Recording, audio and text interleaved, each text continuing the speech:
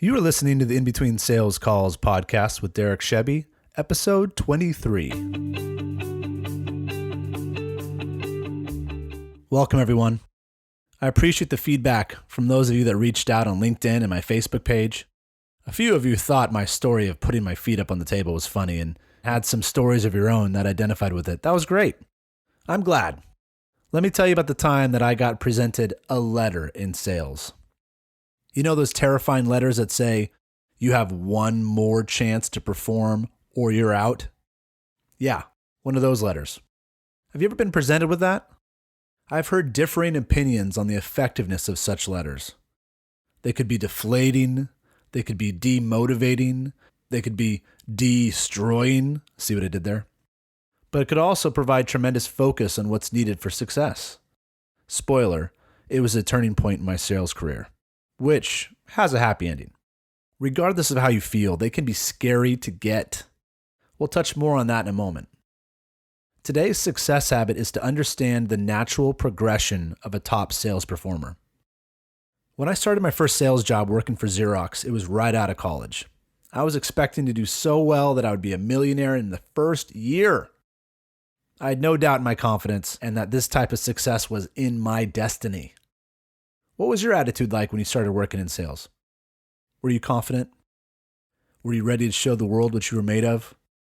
Were you excited to control your income? Well, that was me. I actually spent the first weeks telling the top salespeople in the office that by the time I was there as long as them, I would be smoking their numbers. Yeah, I was setting myself up for disappointment, right? I was young. I sure was cocky and arrogant and outspoken. Now, every month at Xerox, it was expected to close 3 deals for around $40,000 in revenue. That's what we were paid for. Those were expectations. So the first quarter, the first 3 months, if you're doing the math, I should be at $120,000 in revenue written if I wanted to be 100% of plan. Guess how much I wrote? 0, nothing, nada, donut, goose egg. You get the picture, right? Guess how much those top sales reps made fun of me then? A lot. But it was well-deserved, right? I learned a lot about being humble at that moment. I learned that my confidence wasn't enough to be successful. I learned that I needed help and that I hadn't been open to receiving it. Then it happened. I was called into a meeting with my senior VP. My manager is sitting across the table. The VP then slides a letter over the table to me. He tells me to read it out loud. It basically says, if you haven't seen one of those, if you don't perform this month, we will have no choice but to terminate your employment.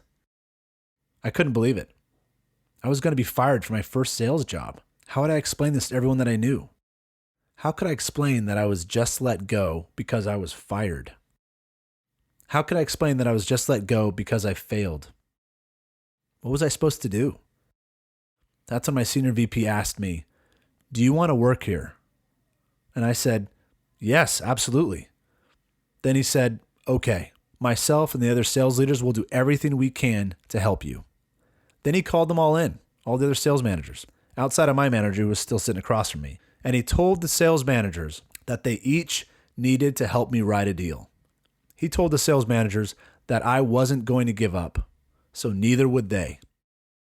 I felt like there was hope. I had another chance to prove I could be great in sales. That was a critical moment in my career.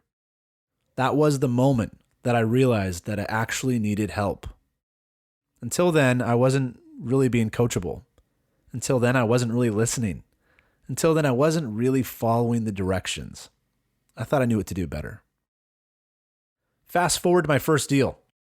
It was a $4,000 copier sold to All Creatures Animal Hospital in Del Mar, California. I'll never forget that deal.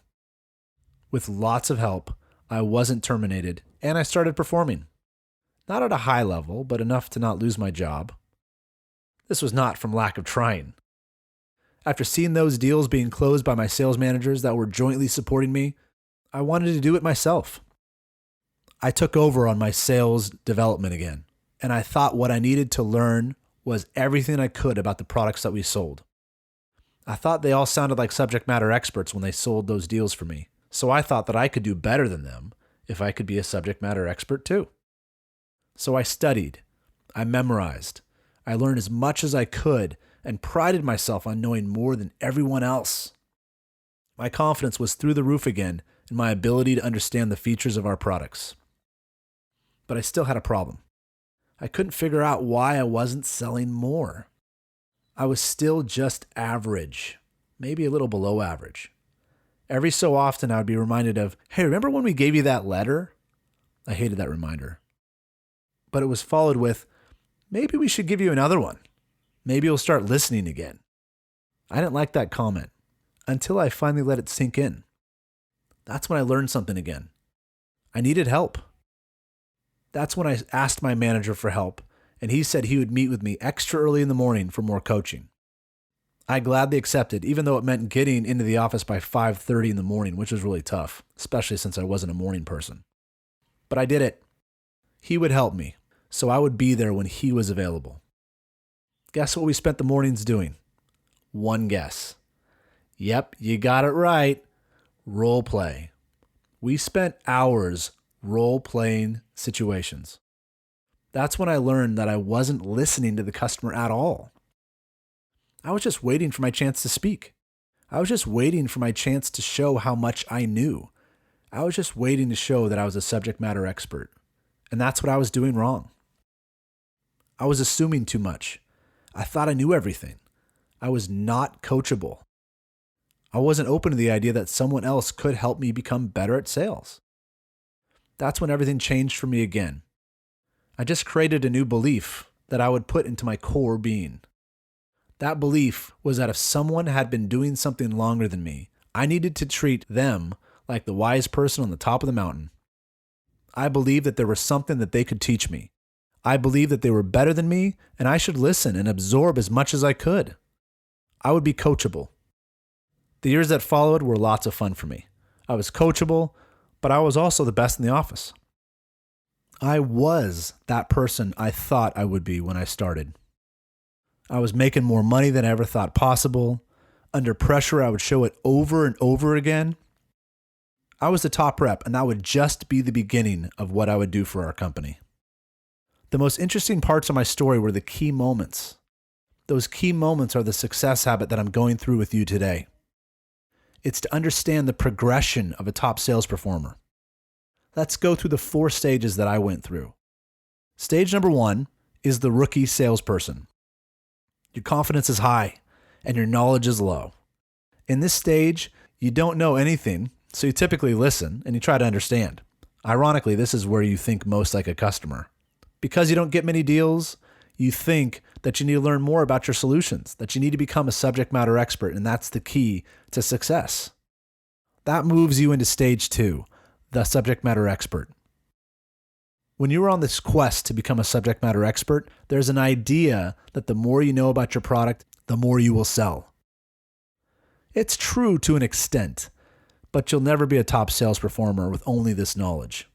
Because the more you learn about your product, the more you want to talk about it, and the less you listen. You can only make it so far by not listening to your customers. This is where salespeople get stuck.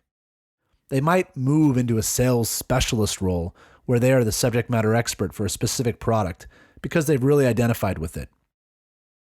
The problem is you're still stuck in stage 2. Okay, moving on. Stage 3 is when you actually start learning how to sell. Yeah, don't kid yourself. Just because you've closed a few deals doesn't mean you actually know how to sell. Learning the sales fundamentals means learning how to become a master of selling. This is where you realize that just because you know your product or service doesn't mean you know how to sell it.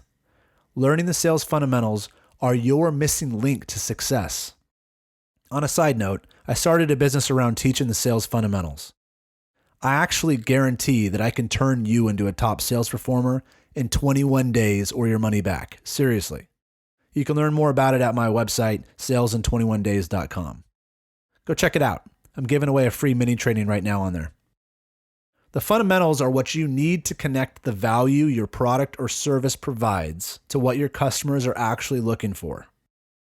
Once you master the sales fundamentals, That's when you move into stage 4.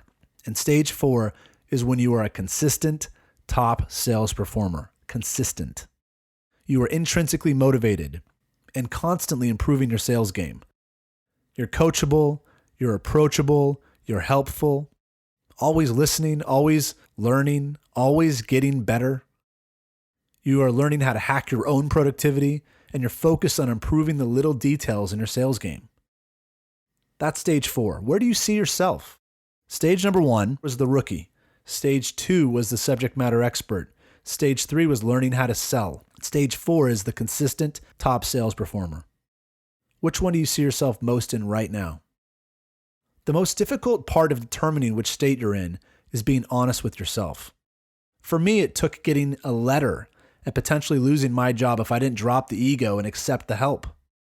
The ones that are in stage 1 and 2 are way too confident in their sales ability. Their ego is too high, they don't listen, and their performance is capped at the average level. The ones in stages 3 and 4 are open to coaching, open to the fact that they can get better. Their confidence is high, but also open to getting better and are extremely coachable. These individuals are typically high performers, or at the very least, hitting plan consistently. How has your progression been in sales? Does it follow the same path as mine? How can I help? I'm here if you need me, and you know where to find me. That's it for today's episode. Thank you for allowing me to join you on your sales journey. See you next time. Hey, if you enjoyed listening to this podcast, then you have to come check out my free 5-day sales training course of my proven Sales in 21 Days program. I designed it to help you make more money in sales. Whether you're looking for a fast start or just looking to sharpen your skills, you can't afford to miss it. Come get free access today over at www.salesin21days.com. That's www.salesin21days.com. I'd love to have you join the program. See you there.